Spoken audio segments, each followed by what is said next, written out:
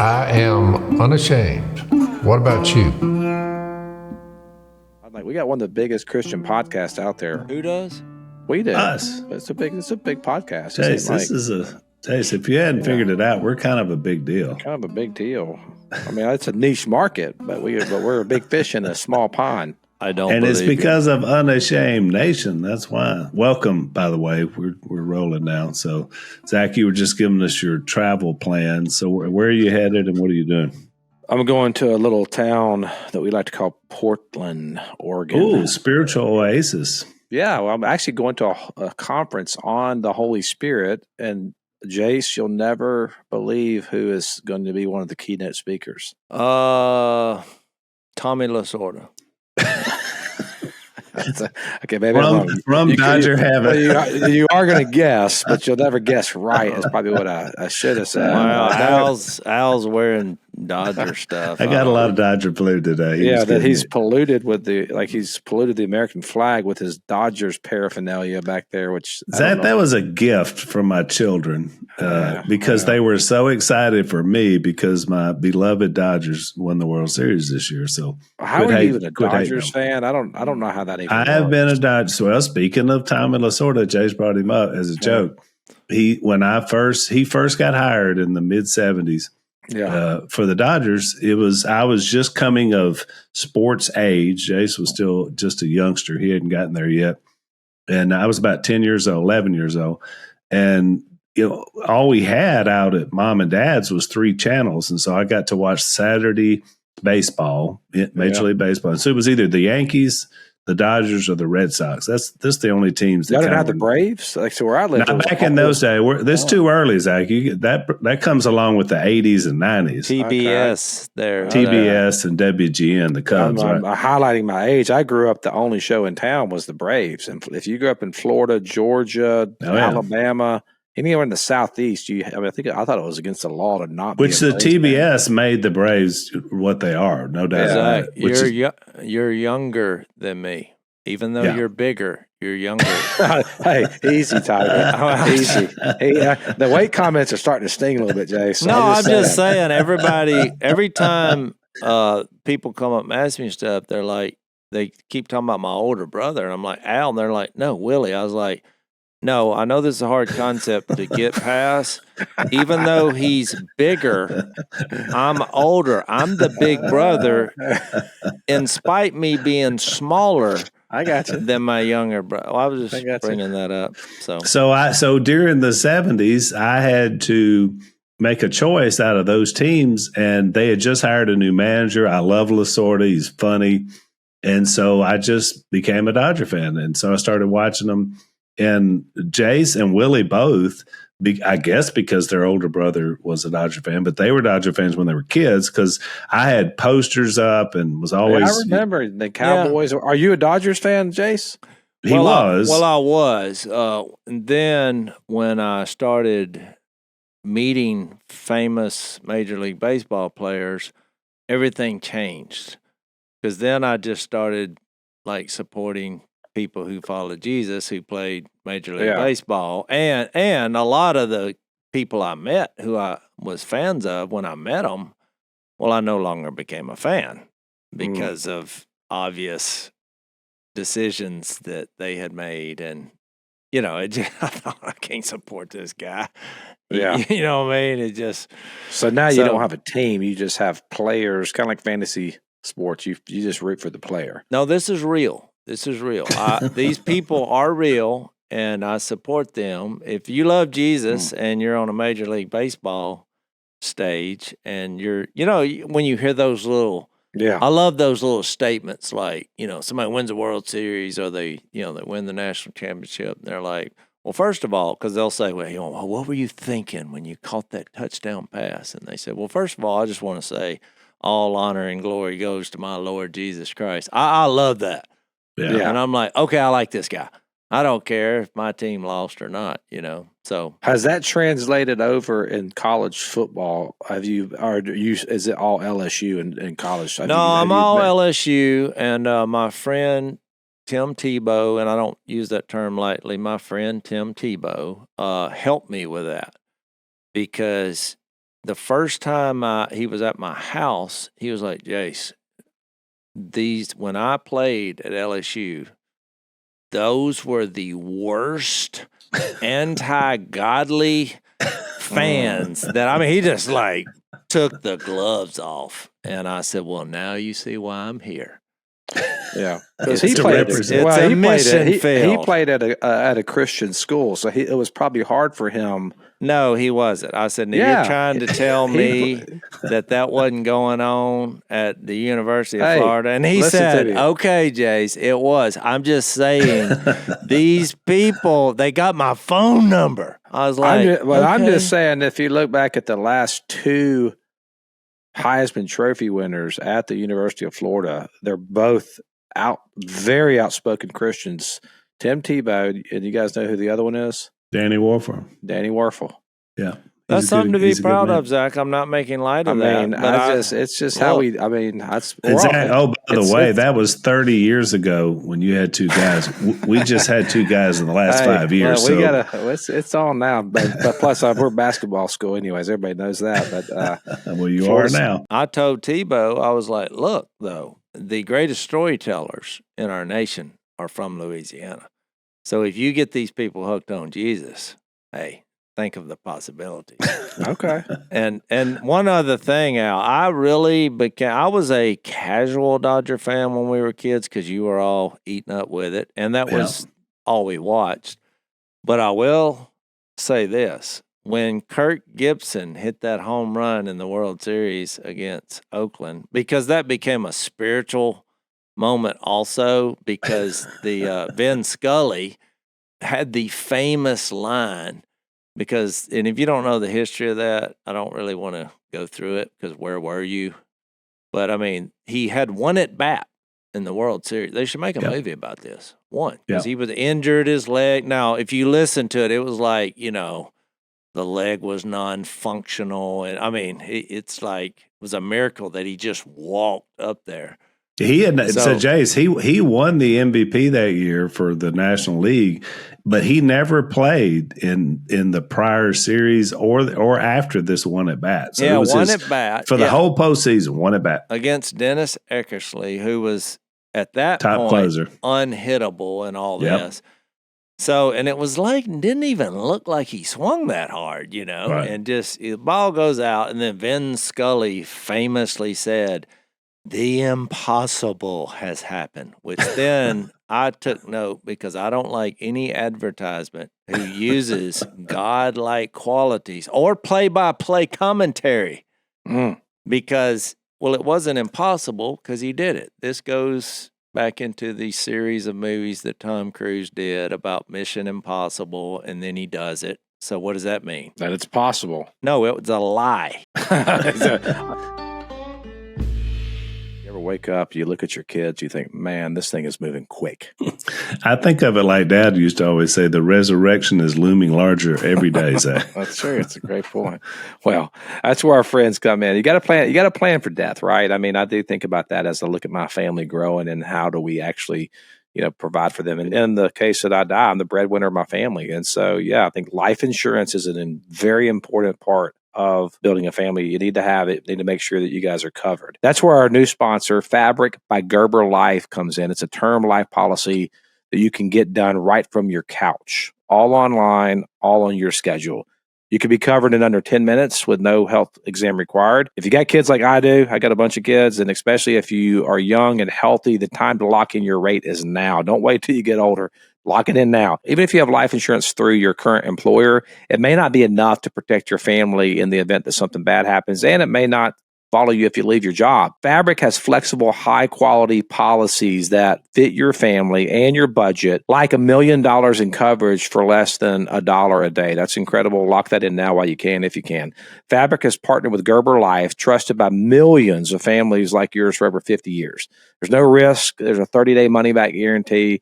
You can cancel it anytime. They have over 1,900 five-star ratings on Trustpilot with a rating of excellent. Fabric was designed for busy parents like you, which I know a lot of you guys are, and it's more than just life insurance. They have free digital wills, access to investment accounts to invest for your kids' future, and more. And you can manage all of that from your phone. Here's what you need to do.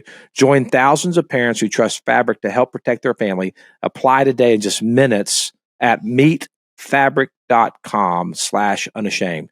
That's meetfabric.com/unashamed. MEET fabric.com/unashamed. Policies issued by Western Southern Life Assurance Company. Not available in certain states. Price subject to underwriting and health questions. The name of the movie is a lie. You call it Mission Impossible. You know why? Because we're all fascinated with doing the impossible. But we have Luke 1:37. I mean, Jesus did things that were impossible. When you're dead and then you're eating fish 3 days later, okay, that was when the impossible happened. That's Mission Impossible. That was Mission Impossible that happened. You misquoted his line a little bit. His actual line was, "The improbable has become the impossible." That was his. No, that's I the think way he said the impossible has happened. No, he said the improbable has become the impossible. Check it out. Unashamed Nation. See who's right. I'm gonna have to look this up. I'm pretty sure he said the impossible has happened. Oh, you just ruined one of Jase's. He's had that in his speech box for. I could be probably wrong. Used it 15. I could be wrong. Now you just. Well, let me tell you why you're looking that up. Who is coming? Because I was supposed to say, Zach, because this whole rabbit hole that we just went down, thanks to Jase. All right, we're both right. We're both right. Okay, we're both right. I like that. Yeah, we're both right. What was the line? The line was, in a year that has been so improbable. Okay, that's what the impossible has happened. Oh, there you go. There you go. So that makes more sense. Yeah. Thank you. That's pretty good memory on y'all's part, I have to admit. Hey, well, I'm saying when he said that, I was like, oh, I actually hit my head on the ceiling fan. And my mom was there. It was like midnight because they're playing over weird hours in California. Oh, yeah. You know what's funny, Jase, is I missed it. You know where I was that night? It was a Saturday night. I was in Tiger Stadium watching the LSU football game and missed that game. But we had a brand new thing that was weighed about 50 pounds that I had just bought sitting on top of my television called a VCR. And I had just gotten it. And the first thing I ever recorded on my VCR was that game. So I was able to watch it. Now you can just look it up on the internet. That's I still got that. You call that a core memory. That's a core memory, Al. It's a core memory. Well, here's what's funny. What the impossible that happened was when I tried to jump without the adrenaline, I could not, my head wouldn't reach the ceiling fan. So really, you jumped out of adrenaline, hit the ceiling fan. You tried again when the nerves had calmed down. And how high did you get? It wasn't possible. So it was improbable. It wasn't impossible. It was my first miracle. That's a joke. But all right, Zach, tell us who's going to be in this. It just feels so anticlimactic. Let me give you something, Al. If you're going to be a Dodger fan, you need to do that. Needs to become your mission field. I'm going to take LSU. You need to, because I'm just watching some picture. I don't watch the news with the sound on, but it just looks like there's something going on in LA that needs Jesus. So man, that's all I'm going to say.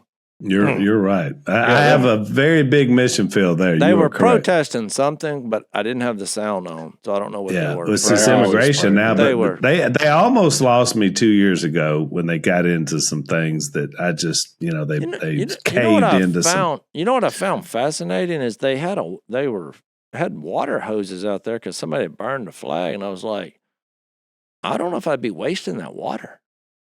You know, somebody said, why are they setting fires to things in LA? Hadn't they, that's not good. Exactly. You're setting fires to, I don't know. So you need to take that up. All right. I'm going to work on that, Jase, my new mission field. All right, Zach, who's going to be in Portland? It really is. And at this point, we've gone so far. You just not want to tell us?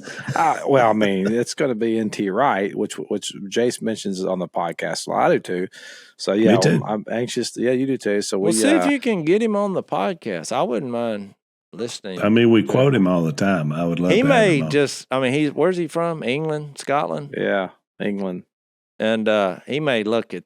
I don't know if he can get past the cover. Yeah, we'll see. I mean, Okay. The cover of the podcast. Oh, he may not. I don't know what he'll say, but I definitely will ask him. Yeah, see if he will. I'd like to. I mean, we do have, but to be fair, I mean, we do probably have the largest online Bible study in the world, if you think about it. Come on, I don't believe you. I don't know what. Well, maybe these. I don't know, the Bible in a year thing. That's pretty big. That the Catholics do. There's another one. The Bible recap's pretty big. So I guess those are probably bigger. But you said one of the biggest, though. One of the biggest. This is one of the biggest. This is one of the biggest Bible studies in the world, which is kind of crazy to think about. I just came up with that. That's pretty good. Well, are we actually going to study the Bible then today? I think we should. Hey, you ain't on me. You backing up. I mean, I've been trying to get into John chapter 2, which, I mean, my goodness. We're not getting there today. I know. That's what I'm saying. It's going. I mean, we are inching our way through. All right. So let me bring us back to speed. So we left off with John the Baptist and his. I have an objection, though, Al. My objection is the reason we're taking so long to go through John 1 is because John did that. He kind of gave an overview of everything you're fixed to get into in kind of portrait, conversation, sign settings. So if you don't get the big picture, he gives you the big picture first. You're like, you read chapter 1, you're like, whoa. Then you're like, oh, well, what does that mean in real life? Well, he puts those principles and fulfillments of Jesus in these real life conversations, settings, signs. I think it's one of the, if not the greatest literary portraits that can be read. Whether you believe or not, it is absolutely fantastical. It's actually, if you had one thing to give people to read to try and understand this thing about Jesus, it's the best book to give them. And to your point, Jase, the other Gospels are structured where they just tell the story from birth to going forward. Mark's a little bit different because it's condensed, but you're right. John goes at it a completely different way, and we do too when we study it. So that's one of the reasons why we've taken so long. Yeah, it is my invitation where I speak. I hate to give you a spoiler alert because I have a lot of events coming up. This is the invitation, is go read the book of John and say, who is Jesus? Right. Because whatever that conclusion that you make will affect whatever you do the rest of your life. Yeah, that's true. I mean, it's profound. It's the way it's written. You want to know what God's like? Here it is. Jesus revealed the Almighty God in human form. So in the first chapter, John now, who has kind of just laid out this big picture in the prologue and in the description of John the Baptist. And now he's going to get into the calling of the 12, the beginning of it. So now it begins to kind of pick up with what's going on in the life of Jesus. And it's interesting because John the Baptist is a transitional figure. I mean, his role was to come here and point to Jesus. When Jesus gets baptized by John, and all of a sudden this major happening happens with transfigure happening with the Spirit coming down, the voice of God said, "This is my son." And so now John the Baptist realized it's time for me to fade into the background because he said all along, "There's one who's coming that I'm unworthy to even tie his sandals up." So we're at that moment. I want to tell you about our friends at the Tomorrow Club. So these guys are amazing. The Great Commission is very clear that we are called to go make disciples in the nations. That's exactly what these guys are doing. Right now, I want to tell you a little about something that's going on in Delphi, South Africa. It's a community struggling under the weight of extreme violence. And while poverty is visible there, there's this constant gang warfare, devastating impact that really defined the life in this small, troubled area. Boys are recruited into the gangs. The girls are recruited into prostitution at a very young age. And that's where our friends Tomorrow Clubs come in. They are offering hope in this area. I want to tell you about a guy named Muhammad. His own story is nothing short of a miracle. He was once a gang member himself. He spent several years in prison before he had a life-changing experience with Jesus Christ, who we all serve, obviously. And in that decision, he made a radical transformation. And now he serves in this area, ministering to a lot of students there, a lot of children there. And he's partnering with the Tomorrow Clubs to bring these discipleship programs into the area. And that's why we're asking for your help. We are wanting to really partner with this ministry because they're working in all of these underserved areas. The Tomorrow Clubs have helped over 500,000 children learn to follow Jesus through discipleship programs in their Tomorrow Club. But it doesn't stop there. We want to continue to have generational impact with our new partner, the Tomorrow Clubs. You guys can be a part of that with us. For only $30 a month. You can provide Christ-centered discipleship to 30 children in an underserved community like Delphi, South Africa. And the way you do that is you go visit tomorrowclubs.org/unashamed to become a Tomorrow Clubs ministry partner. That's tomorrowclubs.org/unashamed. And when you give, remember that all of your gifts are tax deductible. So we are asking for your help. We want to impact these areas. Would you please join us in partnering with the Tomorrow Clubs ministry to help children across the world?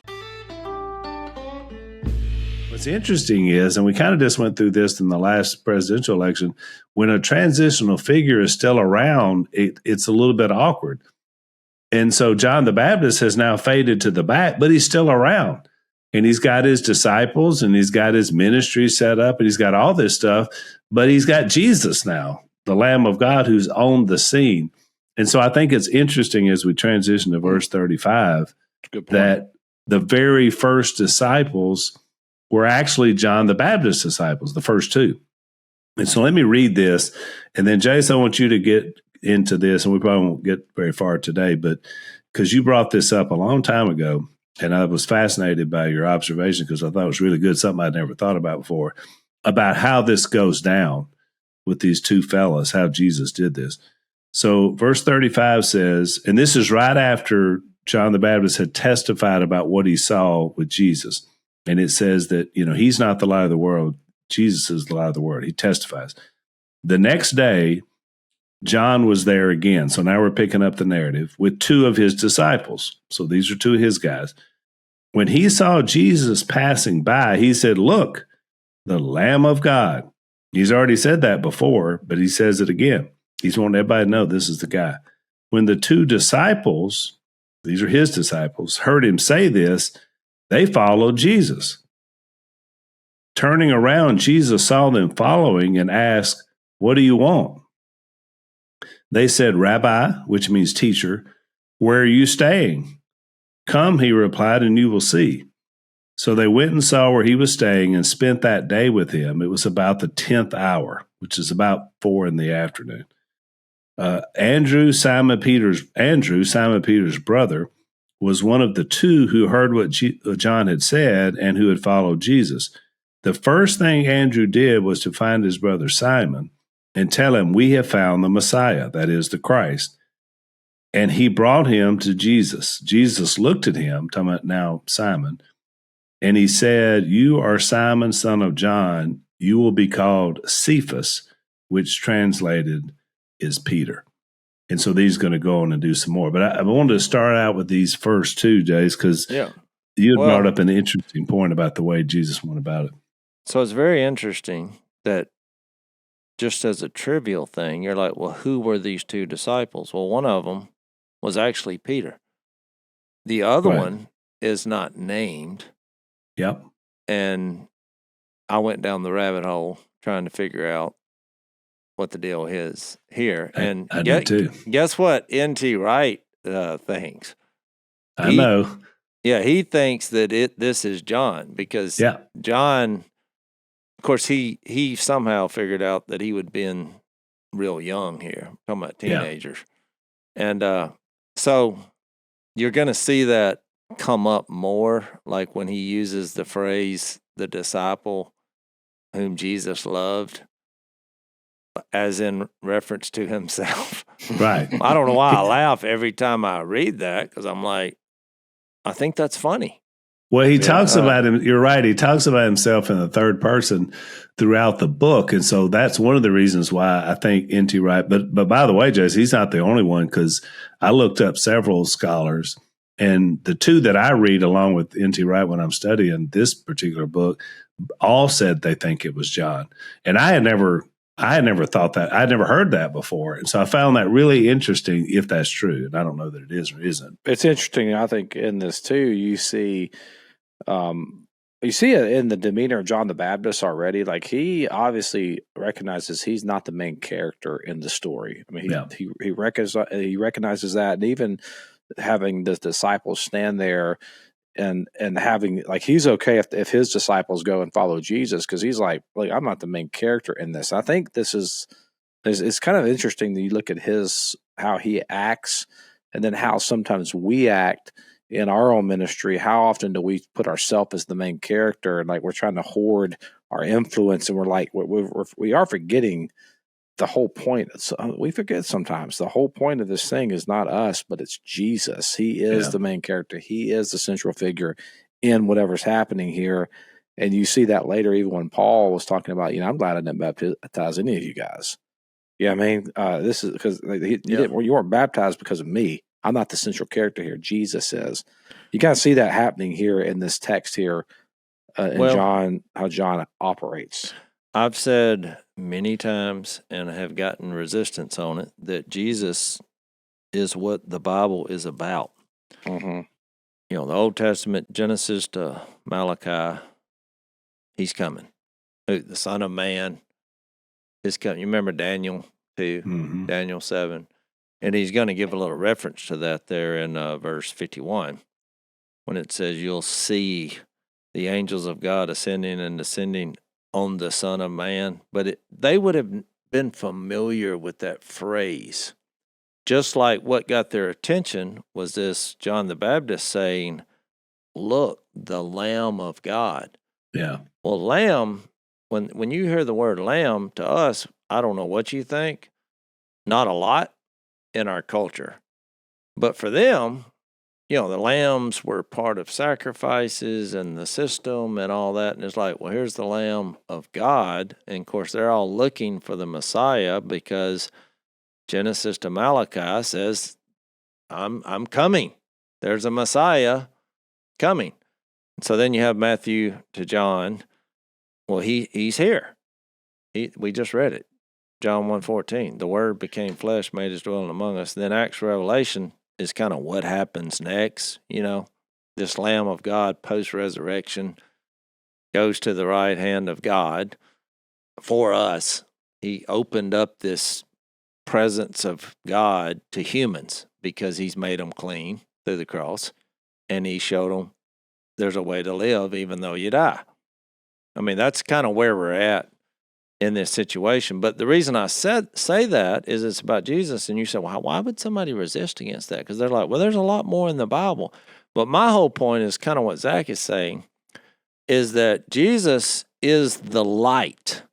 I mean, he's going to specifically say that in chapter 8, but we've already read that it says the light. Chapter 1. Where does it say? The light shines in the dark. Starts in verse 4 and 5. Yeah. That life was the light of men. Yeah. Well, so you have this already contrast introduced by John, that there's darkness and there's light. You're like, well, that's just an illustration. No, Jesus is going to turn the light switch on.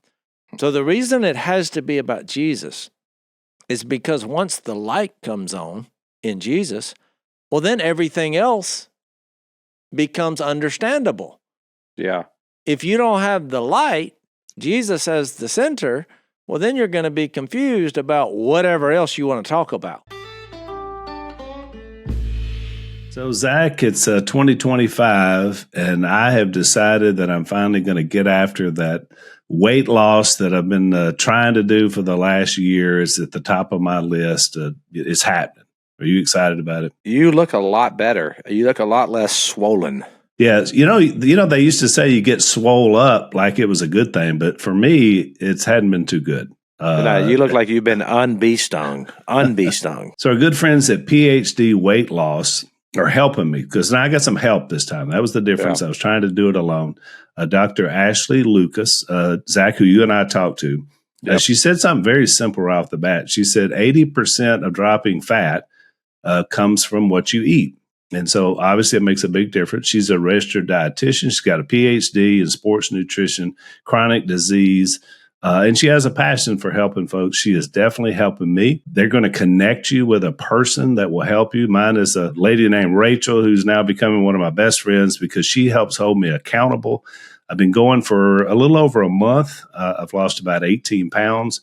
What I love about it is there's no gimmicks, there's no pills, there's no shots, there's no side effects, because the current weight loss stuff everywhere else has a lot of that going on. And so I love it. It's just eating better. They provide 80% of the food, which is really good. And I enjoy it. So I highly recommend it. You might ought to think about, Zach. I mean, I know you don't have as much to lose as me, but a few pounds might be good. You know what sold me, though, if I do it, is when you said this 4 days in, I asked you how it was going. You said, you know what, weirdly enough, I'm never hungry. That's it. And that was a big deal for me. Yeah, it's a high protein diet. It's really good. So, and I look, Unashamed Nation, I know there's some of you out there that have been wanting to do something. I'm telling you, listen to Al. This is the thing to try. Join me on the weight loss journey. Schedule your one-on-one consultation today by calling 864-644-1900, or you can visit myphdweightloss.com. That's 864-644-1900. Tell them Al Robertson sent you. And that's really, I said that one time. I didn't read it out of a book, but I was like, if you are disconnected from that, to use the quote from Colossians, you remember their problem? They're like, well, how do you forget Jesus? And he referred to him as being disconnected, the church, from the head, which is a nice way of saying you've been decapitated. Yeah. Well, I don't know if you've ever, the only thing I've seen close to that is a chicken, back when we used to eat chickens, Al, that we had raised. Now, we got the eggs and all that, but if a rooster crossed anybody, he became supper. Yeah. And my grandma, not my dad, she would get an axe, and she had a little stump. This is getting graphic as a warning. And I saw that as a kid. I was like, whoa, that was brutal. But you know what I found in making this illustration possible is that, even the chicken without its head looked alive. It did flopping. It ran around the yard. It didn't have a head. Thus the phrase, he's running around like a chicken with his head cut off. That's where it came from. But I'm saying if you have a church doing that, there's a lot of churches that look alive and they're flopping around. But if you're disconnected from Jesus, the reason you're having all these theological problems is because you're not viewing that within that light. This is about Jesus, and that's going to bring out a lot of these other things. And here's why it's got to be Jesus, because when you look at what's happening here, you have two things that we're being told are happening. One, the God has become flesh. In the beginning was the Word was with God, the Word was God, and the Word became flesh. And here comes the Lamb who takes away the sins of the world. Those seem like two things that are different, because the lamb was what they sacrificed, during the Passover. But then God's here, the lamb's here. And the point of Jesus is that he is both God and the lamb. Well, and that's why transitional figures have to transition. I mentioned the presidential election. We had a guy that claimed he was a transitional figure. And when it came time for him to transition, he stayed. He wouldn't leave. And so this is what happens. John the Baptist understood that. And really, when you think about it, in a sense, we're all transitional figures to show people who Jesus is. I had a young man who called me last night, and because he's going through marriage problems. So someone gave him my number and says, this is the guy you need to call. And so initially the conversation was about that, was because he knew Lisa and I had been through a lot. And so he called me for advice. But it didn't take very long into our 45, 50-minute conversation where we transitioned about marriage into who's the Lord of your life, because I knew that the only hope for him and everybody else and every marriage that's out there is an understanding of who Jesus is in your own personal walk. If you don't transition to that, you're never going to come up with enough ways to fix your problems. And so in a sense, we're all transitional figures. Well, and look at the transition that happened to these teenagers. They went from fisherman, a tax collector, a zealot, fill in the blank, to one day being the spokesman of heaven and God. Yeah. And given their lives, I mean, they became martyrs. Quite the transition. I mean, what in the world is going on? And we're talking about it 2,000 years later. But I would say on that Revelation 5 also, you got to remember, when I think lion, well, the power was the resurrection. Yes. Just the ultimate power with every kingdom that's ever been on the earth was to have power and then to keep it. The problem is people die. And that it's kind of hard to be powerful when you're dead, because most people lose their influence once they're dead. And so you have the lion and the lamb. I mean, it kind of is the pivotal moment of what Jesus did as representing God's character, in that he cleans the humanity through sacrifice and becoming the lamb, the sacrifice. And then he shows you his power in that, which is the theme of the Bible. God wants to dwell with humans forever. Yep. So I would say, Jase, just to tie this off, if this was these people that were called by Jesus, it was improbable.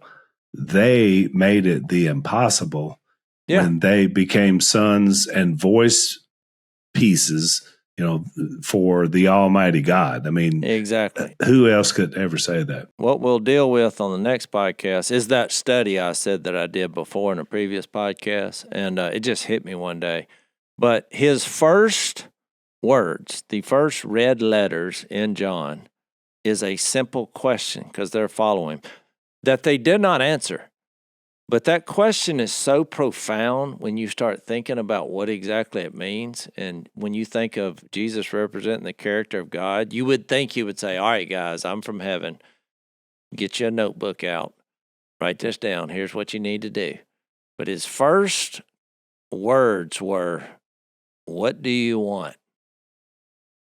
I like it. Which is a good question for every human to ask themselves. I love it. So we're going to leave that hanging. We're going to take a break. When we come back, we got a very special guest that's going to be our last segment today. So we'll introduce her when we get back to Unashamed.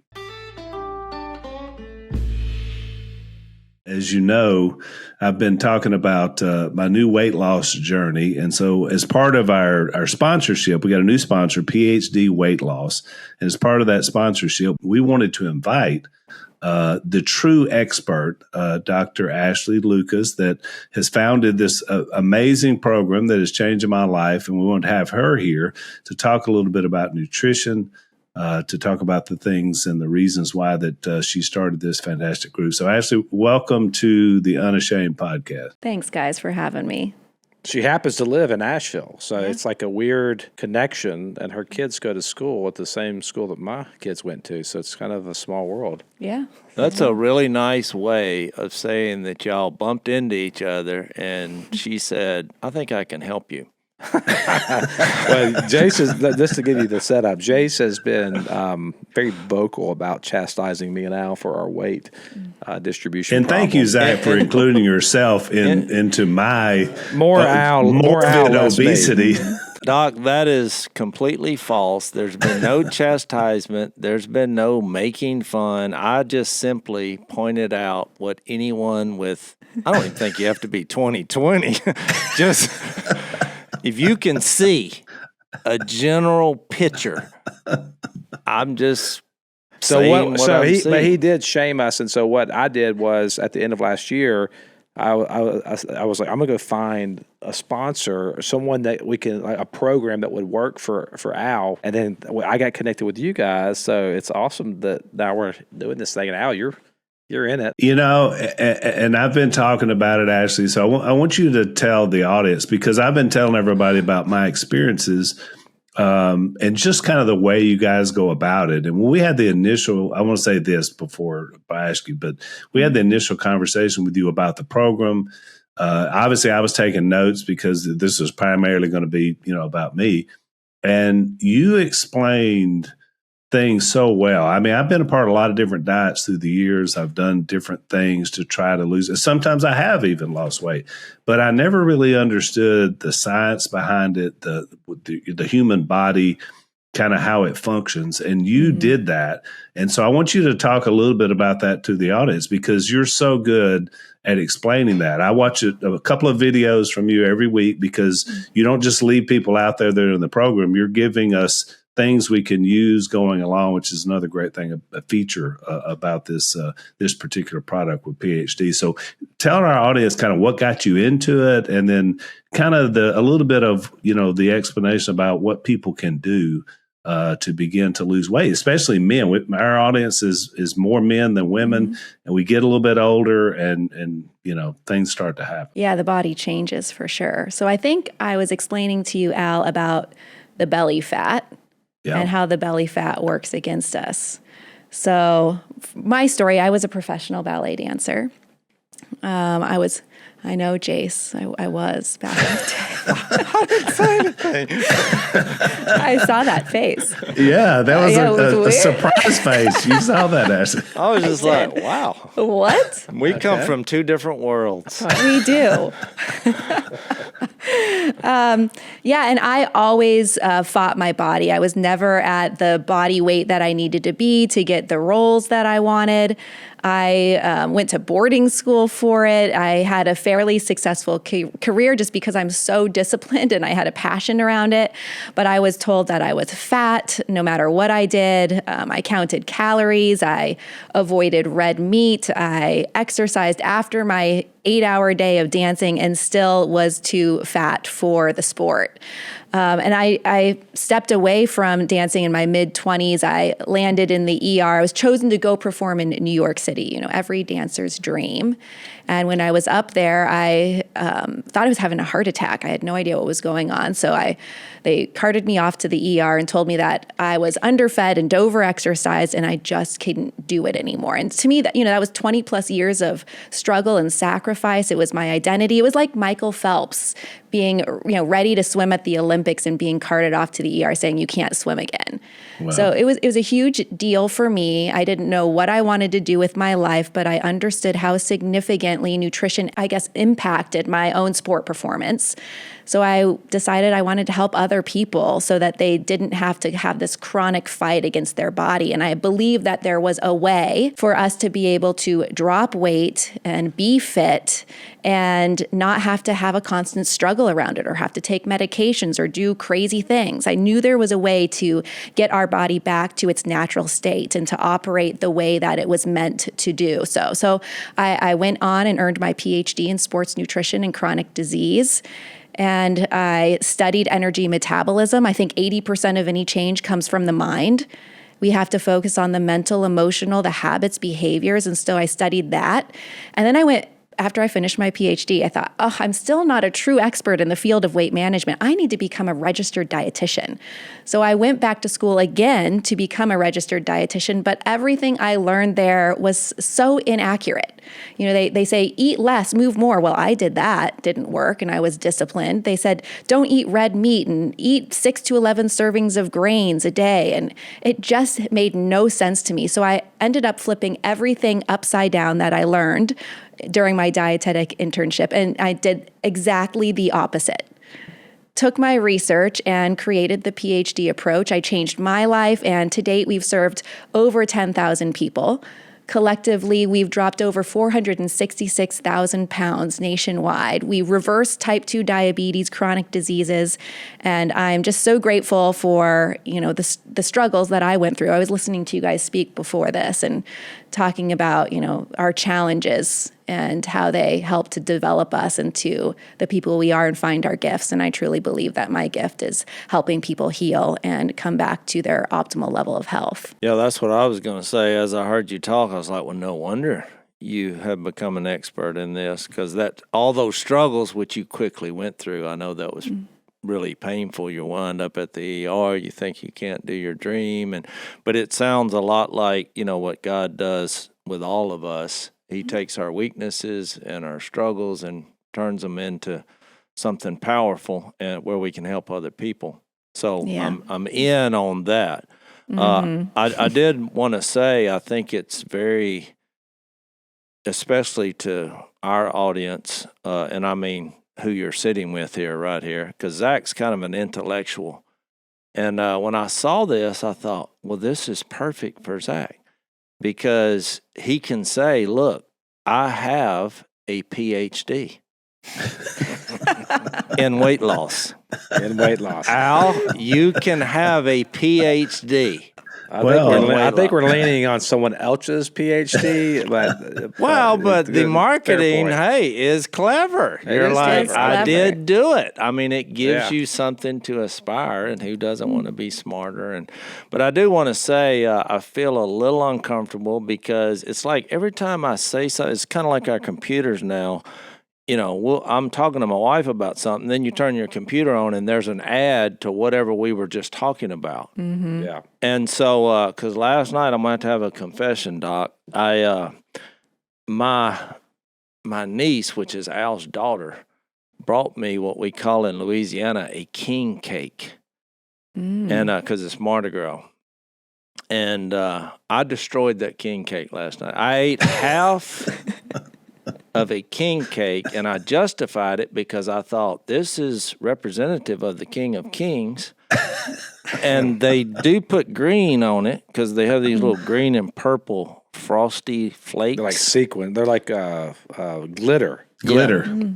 Yeah. So I haven't eaten since. But what are the ramifications? Because here I am. I'm in good shape just because, either my metabolism is really high, but I'm very active. And I'm not eating a king cake every night, but I did eat half of one last night. So What this is a now an king cake? intervention. Yeah. King cake is like a cake. It's like a circle pastry kind of cake that's filled with what traditionally is cream cheese. I get the cream cheese. It's very good. It is a Louisiana once a year for Mardi Gras. tradition. They put a baby, like a little. It's kind of weird, but they put a little toy baby. Well, it's inside. It represents baby Jesus, and if you find the baby, you have to buy the next king cake. It's a marketing scheme of. Did cream you find the cheese. baby? Yeah, did you I find it? haven't Well, you found ate it half yet. of it. You ate half the cake. You had 50% chance of finding the baby. He probably swallowed the baby when he was he swallowed. wolfing down half the cake. Yeah. Hey, it's actually quite dangerous, Al. I mean, there's a danger there. Well, I think here's the thing, though, Jase. This is in our first call that we had because I sat in on Al's call. I think there is a point, you mentioned this in our call, like with visceral fat, that it becomes almost like I think the way I said, like an organ, like it feeds itself. And so you got to lose there's like a level you got to get to, or you'll just continue to talk, because that was like an interesting point. Yeah. So basically, our belly fat keeps us fat. So what happens in our lives, generally speaking, is we have these triggers, and they change the way that we tolerate our food.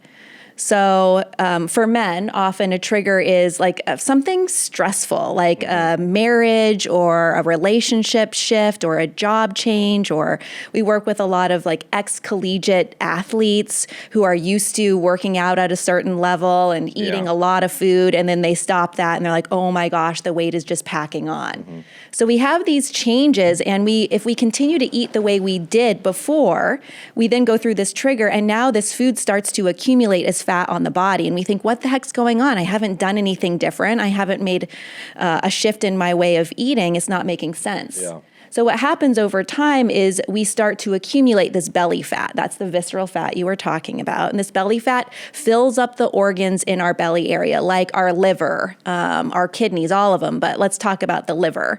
To the point where if we took a slice of your liver, if you're carrying this belly fat, it looks like a Kobe beefsteak. You know, the marbling and that thick white stuff around it. And over time, it grows its own blood vessels. It gets its own oxygen supply and starts to secrete its own hormones. And all it wants to do is get fatter as fast as possible. So your belly fat acts like a tumor almost. And all it wants to do is grow and get bigger. So it makes you have cravings and urges, and it slows your metabolism. And it makes you lazy, because the last thing this thing wants to do is have you get up off the couch and go expend a ton of calories. So Jase, you're in a total different metabolic situation than Al. than Zach. So like you can eat more than they can. He's made that abundantly clear. Yes. Well, it sounds like to me that I'm not stressed. I just don't get stressed out. Wow. I haven't been stressed in probably 30 years. I just don't do this. Yeah, exactly. I'm like, oh well. Basically, because he ignores most things and people. So, well, Al, but when in the talk with Al, you had read because you were in great shape until your 40s. I mean, and that's one of the things that helped me. So actually, I nicknamed my belly fat the Beast. Yeah. Because I had never heard anybody describe it, where it's almost like you were fighting against yourself. Mm-hmm. And, we tend to view things through a spiritual lens on Unashamed. But I thought about that. That's exactly what happens at a spiritual level as well. You tend to fight your own mind over different things. And so it was the same thing here. I was fighting my own body. And so at one time, my metabolism, I was like, Jase, I could pretty much eat what I wanted. I was in pretty good shape. I didn't even think about it.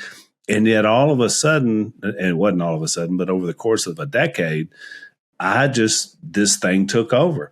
Mm-hmm. And that's what I couldn't deal with. And so when you explain that to me, it definitely in my mind, something snapped that I was like, okay, I got to deal with the beast. And then I approached it like I would a spiritual problem. I mean, we got to get after this. And that starts with mind, soul, and body. And so that's exactly what's happened. And what you guys provide, it's good food. But I have to say, I feel better than I felt in a decade. And I'm only probably 25% into where I'm headed. So it's been fantastic for me. And I'm proud that not only that you guys are in my life, but also we get an opportunity to talk about with other people because it's life-changing potentially. So what is the plan? I mean, give us the plan overall. So the first thing is we have to figure out where your unique body needs to be to get rid of the belly fat. Because if you only drop or lose a portion of this excess fat weight, it's just a matter of time until it eats its way back up again.